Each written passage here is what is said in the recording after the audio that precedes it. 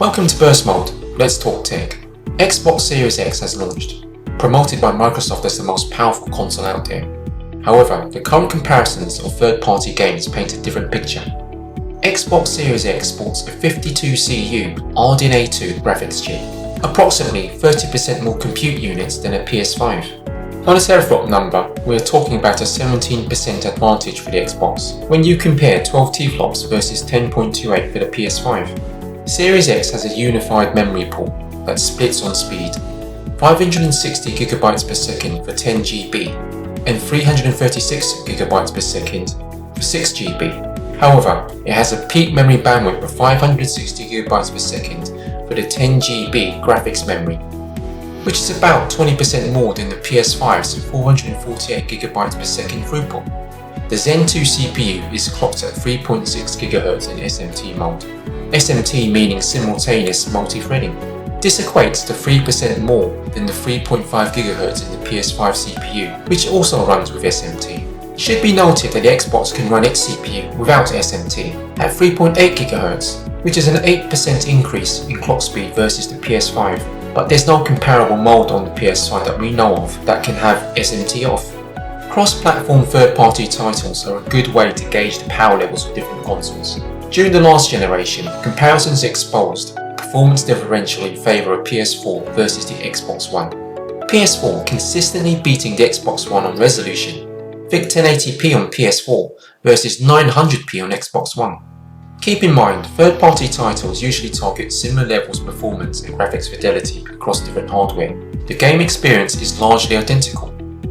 On paper, the Series X has a distinct advantage for everything except the GPU clock speed, which is 22% in favour of the PS5, and of course the SSD. However, this is not at all coming across in early games comparisons.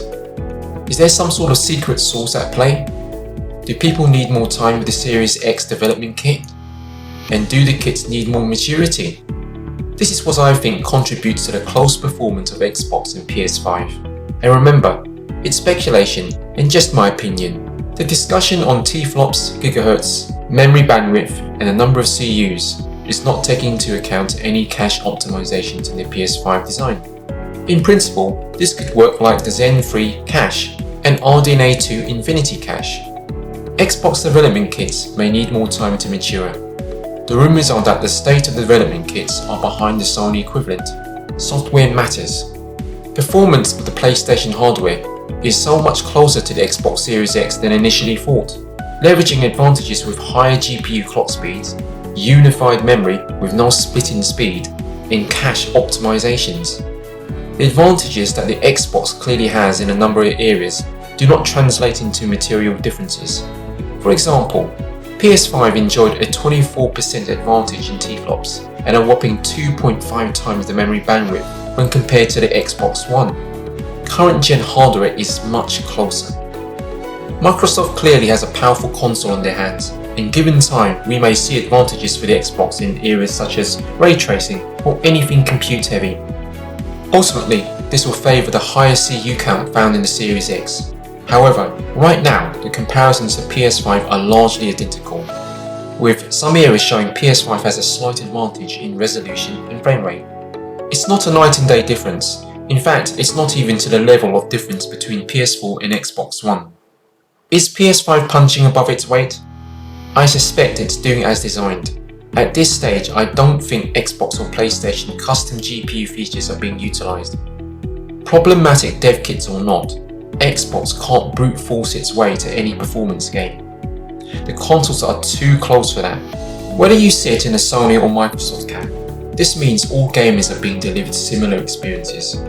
No one console is inferior to the other, and ultimately it's going to be down to the games on each console, not the specs. Guys, that's the end of the video. I hope you enjoyed it. Please like and subscribe if you want to support the channel, and comment if you have a view. Until next time, have a stellar day.